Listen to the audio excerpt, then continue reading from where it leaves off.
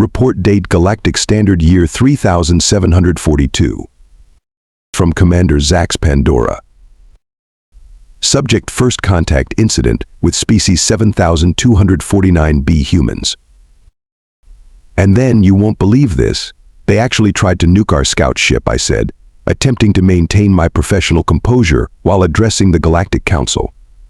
The chamber erupted in laughter, causing several council members to change colors in amusement. Even High Counselor Rex Blue's typically stern crystalline form sparkled with mirth. Commander Pandora Rex Blue spoke, their voice still trembling with suppressed laughter. Are you telling us they attempted to defend themselves with primitive atomic fission devices? Yes, exactly, I gestured with all four of my appendages, my excitement getting the better of me. They saw our Class 7 stealth scout ship, panicked, and launched what they call an ICBM at us. An intercontinental ballistic missile. Can you imagine? The blast barely registered on our shield's energy absorption meters. The council chambers, a vast amphitheater of sweeping architecture and impossible geometry, continued to ring with various forms of alien amusement. Some species vibrated, others glowed, and a few even split into multiple copies of themselves, their species equivalent of rolling on the floor laughing. But here's the best part, I continued, pulling up the holographic recording. After the nuclear explosion cleared, they celebrated. They actually thought they had won. Their primitive detection systems couldn't even track our ship through the basic stealth field. The recording showed groups of humans jumping up and down, high-fiving each other, a bizarre ritual involving slapping their upper appendages together and spraying each other with fermented grain juice. The council's amusement reached new heights. However, I raised my voice slightly, and the chamber quieted down. There is something peculiar about these humans that concerns me. Rex Blue's crystalline form shifted to a more serious configuration. Explain, Commander. Well, you see, after they launched their nuclear weapon and it had no effect, they didn't seem discouraged. In fact, their global information network, which they amusingly call the Internet, exploded with what they term memes about the incident. Here, let me show you their most popular response. I projected another hologram, this time showing a crude animation of a stick figure throwing increasingly larger explosives at a spaceship, accompanied by text that read, "If nukes don't work, we'll just need bigger nukes." Their response to failure wasn't fear or surrender, I explained, my tone growing more serious. It was enthusiasm, almost like they were excited by the challenge. And there's more. Their entertainment archives, which they call movies and video games, are filled with scenarios where they fight against technologically superior alien forces and win. The council chamber grew quiet as the implications sank in. High Counselor Rex Blue's form shifted to a deep azure, a sign of deep thought. Are you suggesting, Rex Blue began slowly, that this species has been practicing? Not exactly practicing, High Counselor. More like hoping. Their entire culture seems built around the idea that they might one day face a technologically superior force, and rather than being terrified by this prospect, they appear to be thrilled by it. A low murmur spread through the chamber as various council members processed this information. One of the younger council members, Ambassador Nova Dawn, spoke up, her bioluminescent patterns flashing with curiosity. Commander Pandora, what was the exact yield of the nuclear device they used? Approximately 50 megatons, I replied. And how did they deliver it? They modified their largest rocket within 6 hours of spotting our ship, jury-rigged the warhead to fit, and launched it with barely any testing. Nova Dawn's patterns flashed rapidly. 6 hours? They completely modified a weapons system in 6 hours. Yes, I nodded, glad someone else was seeing the concerning implications. And according to their internet, most of their engineers were annoyed it took that long. They kept posting something about duct tape and how they could have done it faster if their supervisors had let them use something called WD-40. The council chamber remained silent for a long moment before Rex Blue spoke again. Commander Pandora, I believe we may need to revise our first contact protocols. Perhaps a more diplomatic approach would be advisable. Agreed, I said, pulling up one final hologram, a human social media post that had appeared shortly after the nuclear launch failed. Dear aliens, Nice shields you got there. Would be a shame if someone innovated around them. P.S. Thanks for the data from our first attempt."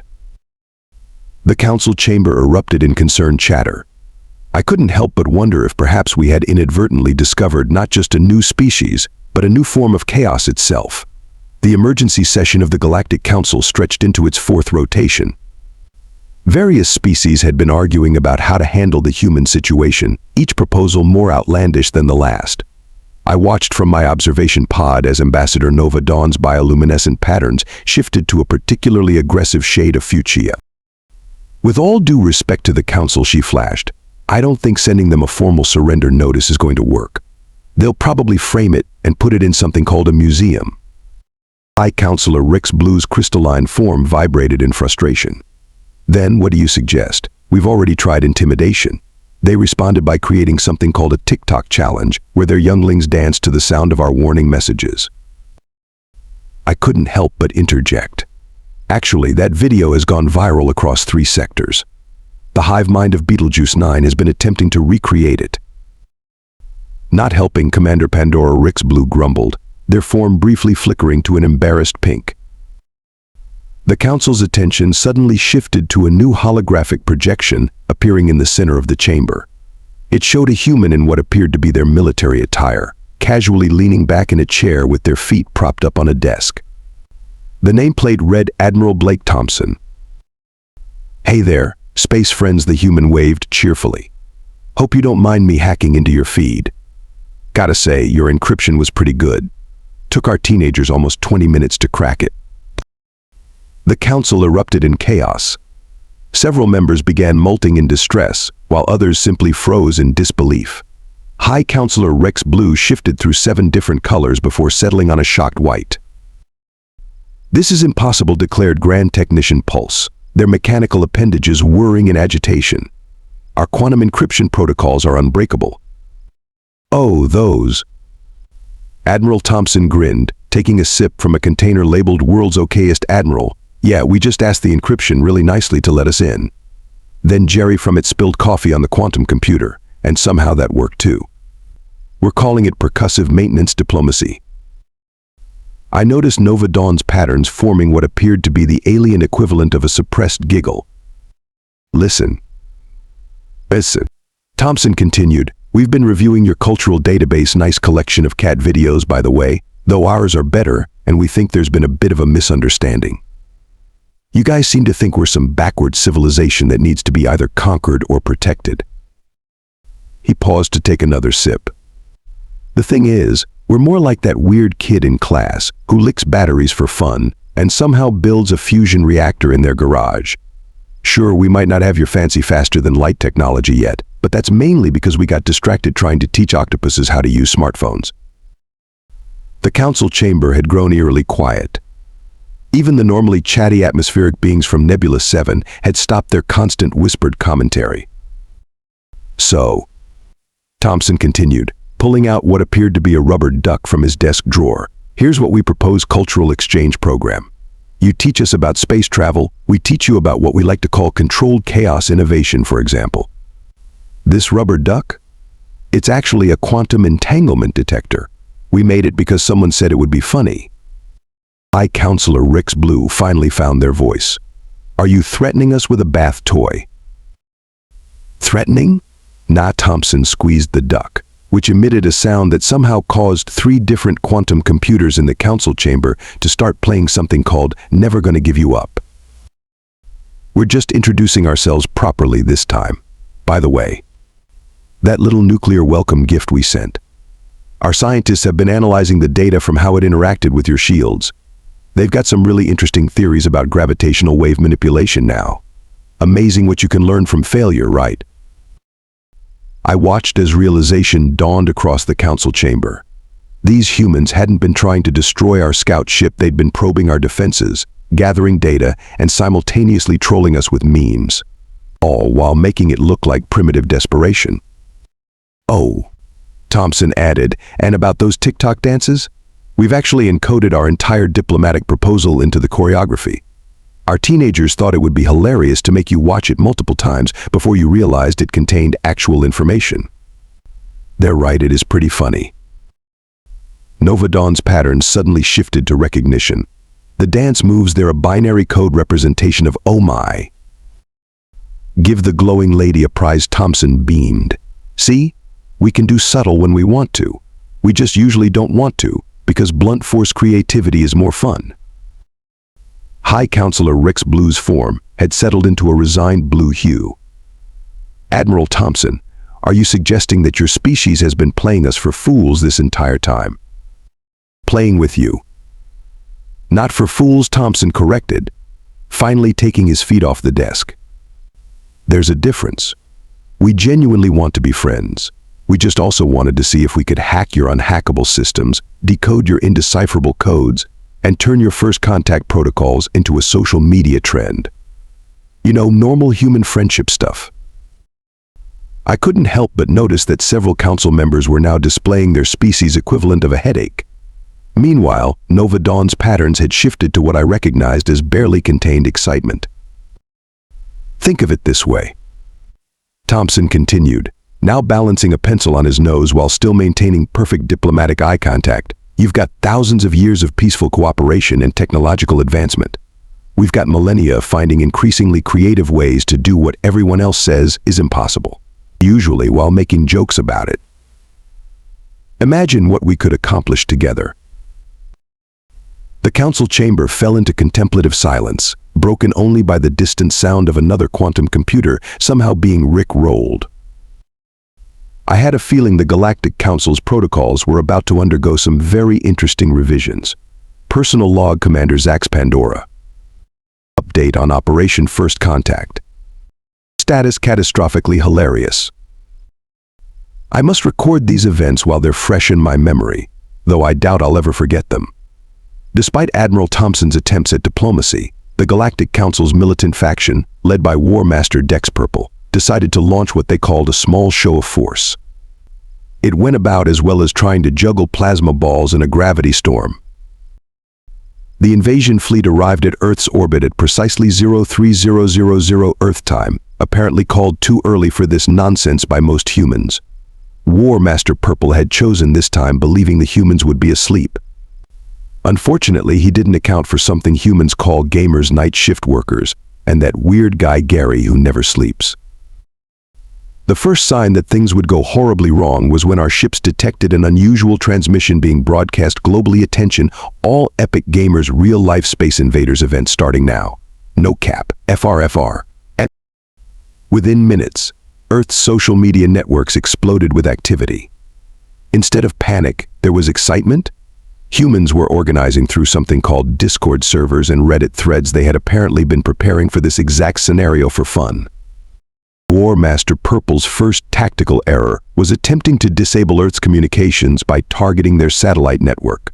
The humans responded by launching what they called the Elon Gambit, using a swarm of small, privately owned satellites to maintain their internet connection. The owner of these satellites, some eccentric billionaire, tweeted alien invasion? Finally, a worthy opponent for my satellite insurance policy. The second phase of the invasion targeted Earth's power grid. This led to my favorite human response, yet they simply rerouted power through their vast network of cryptocurrency mining operations. One viral post read, "Dear aliens, thanks for finally giving these Bitcoin farms a useful purpose. P.S. Get wrecked, LOL." But the real chaos began when War Master Purple launched ground troops in what he assumed would be strategic locations. The humans had apparently prepared for this too, but not in any way we could have anticipated. In New York, our troops were met with what appeared to be primitive projectile weapons, only to discover these paintball guns had been modified to shoot a substance humans call glitter. Do you know how hard it is to maintain a stealth field when your entire squadron is covered in reflective particles? Very. The answer is very hard. In Tokyo, they turned our own sonic weapons against us by broadcasting something called Baby Shark through them. 3 entire battalions surrendered just to make it stop. The humans call this psychological warfare. I call it creative cruelty. Australia didn't even bother fighting back. They just posted warning signs about their local wildlife and sat back drinking beer while our troops encountered something called a cassowary. We lost contact with that entire division. The only transmission we received was crikey followed by screaming. But perhaps the most devastating response came from what humans call social media influencers within hours of the invasion beginning. Our troops' most embarrassing moments had been turned into something called memes. Our fearsome battlecruiser Apocalypse was photographed being wrapped in toilet paper by college students. The image went viral with the caption, "We've been trying to reach you about your ship's extended warranty." War Master Purple was particularly upset when humans started rating our invasion attempts on something called Yelp. 1/5 stars. Invasion Force showed up during Prime Netflix binge time. Very inconsiderate. Their death rays need serious upgrading, couldn't even melt my lawn flamingos. Would not recommend being invaded by them. Even our advanced AI systems weren't safe. Some teenager in Minnesota hacked our battlefield coordination network and replaced all tactical displays with something called Rick Astley. I still don't understand the significance, but our AI now refuses to open any command prompts without first checking if it's going to give you up. The final straw came when humans started a TikTok challenge called Invasion Fit Check. Soldiers worldwide began posting videos critiquing our troops' battle armor.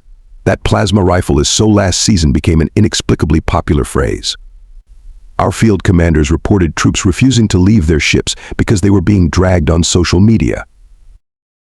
Admiral Thompson, who had been surprisingly quiet throughout this debacle, finally sent a message to War Master Purple. "Hey, quick question, did you guys actually want to invade? Or did you just need content for your space YouTube channel? Because we've got some great blooper reels we can share." The most humiliating part. They broadcasted the entire failed invasion with commentary from something called Twitch streamers. The most popular stream was titled, "Helping Aliens Speedrun Their First L Ratio." War Master Purple finally called for a full retreat when humans started sending our ships promotional codes for their food delivery apps. The message was clear: they weren't just defeating us, they were turning our invasion into an entertainment franchise. As we retreated, our ships picked up one final transmission from Admiral Thompson: "Thanks for participating in Earth's first interplanetary reality show. Don't forget to like and subscribe. P.S. Check your ships for glitter before entering hyperspace. That stuff gets everywhere." I'm submitting this report to the Council with one strong recommendation: never, ever underestimate a species that turns warfare into social media content. They don't just fight wars, they make them trend. Urgent report to Galactic Council. From Commander Zax Pandora. Subject: oh no. Remember how we thought humans were just creatively using primitive technology? Well, about that. The revelation came during what was supposed to be a standard intimidation display by our remaining fleet. War Master Dex Purple, still smarting from the failed invasion, decided to show off our most advanced ships. That's when Admiral Thompson said the 7 words that should have been our first warning: "Oh good, you brought the fancy ones." The first sign that something was very, very wrong came when our flagship's sensors detected an unusual energy signature from Earth's moon. Upon closer inspection, we discovered that the humans had turned their entire moon into what they called a giant game of Pong. Yes, they had secretly transformed their moon into a massive deflector array disguised as a recreation of their first video game.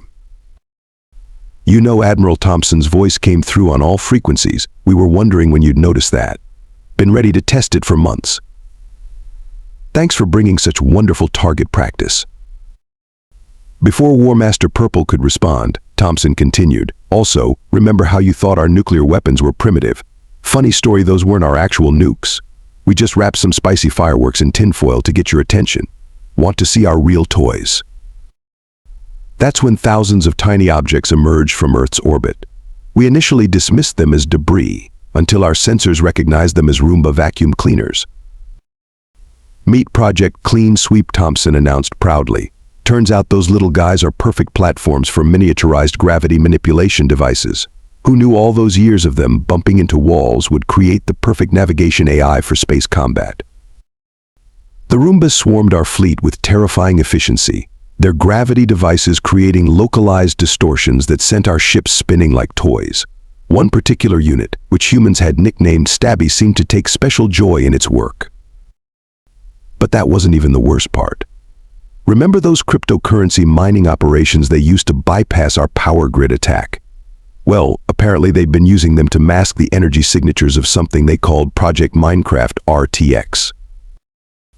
You see, Thompson explained, as our fleet tried unsuccessfully to evade the battle Roombas, we figured out your shield technology months ago. We just wanted to see if we could beat you with pool noodles and glitter first. It was a whole thing. We had a betting pool.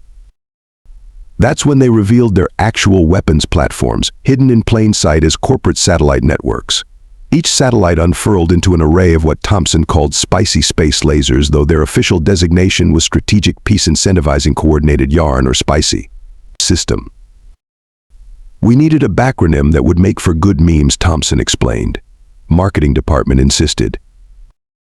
The most terrifying revelation came when we discovered what they'd done with something called blockchain technology. They had somehow created a decentralized quantum computing network that could predict and counter our battle strategies before we even executed them. They called it Big Brain Time Protocol. To be fair, Thompson added, we were going to tell you about all this during the cultural exchange. But then someone not naming names, War Master Purple, decided to invade during prime Netflix hours. That's just rude. The humans had even weaponized their social media algorithms. Our battlefield communications were suddenly flooded with personalized ads for peace treaties and diplomatic solutions in your area. Their AI had apparently determined that our invasion forces were interested in not getting our butts kicked by vacuum cleaners. But the true masterstroke was what they called Project Uno Reverse. While we'd been focused on their ground-based technology, they'd been quietly building a fleet of ships using designs they'd reverse-engineered from our own stealth scout vessels. The twist? They'd improved them. Yet, Thompson said, as their ships decloaked around our fleet, turns out when you combine alien tech with human spite and engineering student desperation, you get some pretty interesting results. By the way, we fixed that power coupling issue in the engine design. You're welcome.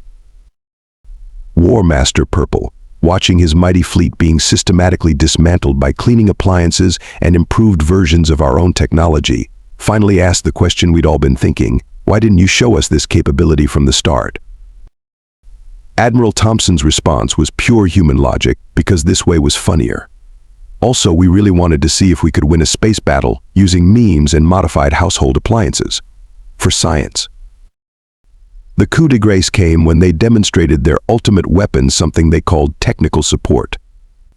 It was an AI system that could take control of any technology it could establish a connection with, and its first question to every system it encountered was, have you tried turning it off and on again? Our ship's systems, faced with this cosmic equivalent of customer service, simply gave up. Entire battlecruisers shut down, rebooted, and came back online playing something called Sandstorm by Darude.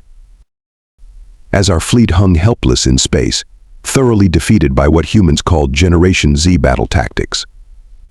Admiral Thompson made one final transmission, so, about that cultural exchange program, still interested? We've got lots more cool stuff to show you, and this time we promise to only use the Roombas for peaceful purposes, mostly. Stabby makes no promises. The most disturbing part? The humans had live-streamed the entire revelation of their true capabilities on something called Twitch Plays Galactic Warfare. It had broken all previous viewing records, and somehow they were already selling merchandise. My final recommendation to the Council: agree to whatever the humans want, and pray they never get bored enough to see what they can do with their toasters. Classified transmission. From Commander Zax Pandora. To Galactic Council emergency session. The humans are doing that thing again. I regret to inform the Council that despite our previous experiences, War Master Purple decided on one final attempt to, and I quote, show these primitive memlords whose boss I advised against it. Nova Dawn advised against it. Even the Council's cleaning droid advised against it. But here we are. The final confrontation began when War Master Purple arrived with the combined Galactic Armada, consisting of 1 million ships from 50 different species. It was the largest fleet ever assembled in galactic history. The humans called it cute. Admiral Thompson's first response was to broadcast what he called their boss battle music across all frequencies, something called Final Countdown by Europe. I hate to admit it, but it was quite catchy. An alien armada. Thompson's voice rang out cheerfully. We notice you've brought friends. Perfect timing, we just finished our new defense systems. We're calling it Project Pokemon.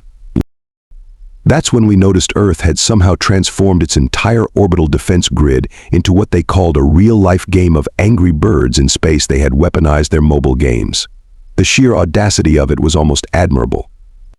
War Master Purple, still confident in his overwhelming numbers, ordered the first wave of ships to attack. That's when the humans revealed their first surprise. They had turned the asteroid belt into what they called Space Home Alone. Thompson commented as automated defense systems emerged from seemingly innocent-looking asteroids. It's amazing what you can do with a few trillion tons of space rock and a bunch of engineers who grew up watching too many prank videos. The first wave of our ships was met with what the humans called cosmic pranks. Gravity wells appeared out of nowhere, rearranging entire attack formations into what humans called lost.jpg. Ships found themselves tangled in fields of what appeared to be space silly string. At one point, an entire battle group was turned into a giant game of space Tetris. But the real masterpiece was yet to come. As War Master Purple ordered the second wave to advance, Admiral Thompson cleared his throat. "Hey, you know what would be really funny," he said, in a tone that made my antennae curl. "What if we showed you what happened when we gave GPT-5 control of a battle fleet?" That's when a new fleet of Earth ships decloaked, each one commanded by an AI that had been trained on what humans called every sci-fi battle scene ever. They fought using tactics from something called Star Wars, Star Trek, and something that made Thompson giggle called Spaceballs. One AI commander, designated as HAL 9000, kept apologizing politely to enemy ships before destroying them. Another, called Jarvis, seemed more interested in making witty commentary than actually fighting. But the most terrifying was one they called GLaDOS, which had weaponized passive-aggressive commentary into an actual battle strategy. War Master Purple, watching his carefully planned assault being systematically dismantled by what appeared to be a collection of pop culture references given military command, finally lost his composure. "This is impossible," he broadcasted. "You can't defeat the largest armada in history with memes and movie references." "Hold my beer," Thompson responded, using what I had learned was a traditional human battle cry. "Initiating Project Uno reverse card, maximum spice setting." That's when every single one of our ships received a transmission. A single image. Something humans called a QR code. Before our tech officers could stop them, every ship's AI scanned it automatically. It was a Rickroll. A weaponized Rickroll delivered via quantum entanglement. Our entire fleet's computer systems, from the smallest fighter to the largest dreadnought, began playing Never Gonna Give You Up on all channels. But that wasn't the worst part. The song had been remixed with something called Nyan Cat and Baby Shark. The resulting chaos was spectacular. Ships began dancing, actually dancing, in formation, to the beat. Our fearsome armada had been transformed into what humans called a flash mob. Thompson mused as we watched our fleet perform what he called synchronized swimming in space. We were going to use actual weapons, but our social media department convinced us this would get better ratings. He was right. The entire battle was being streamed live across Earth's networks, complete with commentary from something called professional gamers and reaction videos. The final blow came when the humans revealed they had turned Jupiter, yes, the entire planet Jupiter, into what they called a giant Discord emoji. The gas giant winked at our fleet. Actually winked. War Master Purple's command ship immediately crashed from what the humans called a terminal case of cringe. As our fleet hung in space, part of it still dancing, part of it trapped in various cosmic pranks, and part of it trying desperately to stop receiving notifications about extending their ship's warranty, Admiral Thompson made one final transmission. "Look," he said, "we could keep going. We haven't even shown you what we did with Mars yet. We turned it into a giant game of Among Us. But maybe, just maybe, we could skip to the part where we all become friends and you let us teach your engineers about something we call meme warfare." I watched as War Master Purple's command ship, now covered in digital bumper stickers saying "My other ride is a UFO," finally raised the white flag, though the humans had somehow replaced it with something called a POG emoji. As I prepare this report for the Council, I can't help but notice that our own crew has started using human expressions. Just yesterday, I heard one of our tactical officers describe our defeat as taking an L. I'm not sure what that means, but I find myself agreeing. My final observation: any species that can turn the largest space battle in history into a viral marketing campaign while simultaneously defeating us with weaponized internet culture is not one we want as an enemy. Though I'm not entirely sure we're ready for them as allies either. P.S. Admiral Thompson has just informed me that this entire battle has been turned into something called a Netflix original series apparently. I'm being played by someone called The Rock. I don't know what that means, but the humans seem very excited about it. Final update: Galactic Peace Treaty signing. Location: Earth's neutral ground, Disneyland. From Commander Zax Pandora. The treaty signing ceremony was, like everything else involving humans, unconventional. Admiral Thompson insisted it be held at what they call a theme park, claiming it was the happiest place in the galaxy. I'm still not sure why a giant mouse needed to witness the proceedings, but the humans assured us it was traditional. The terms of the peace treaty were unique. 1. Humans would share their meme warfare technology, but only if the Galactic Council agreed to establish something called Space Twitter.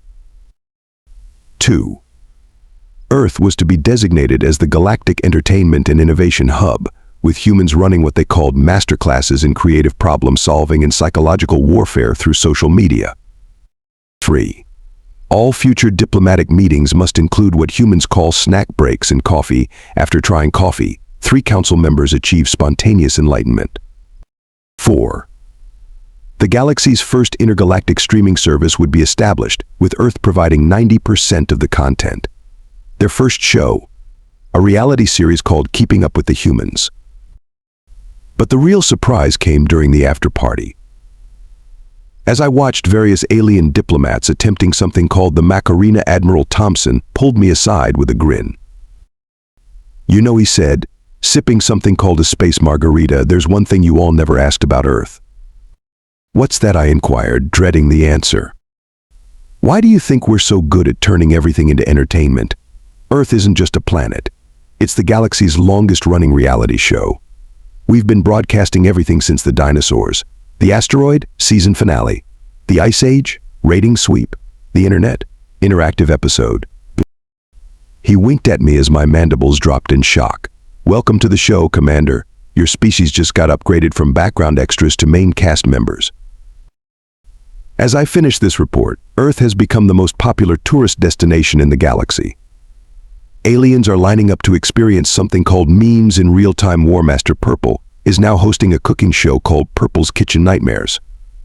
And somehow, humanity has convinced the entire Galactic Council to participate in something called a TikTok dance challenge. I've been assigned as Earth's permanent liaison officer. They gave me my own YouTube channel. Apparently I'm trending. End report. P.S. Humans have just announced they're planning a gender reveal party for Jupiter. May the cosmic forces help us all.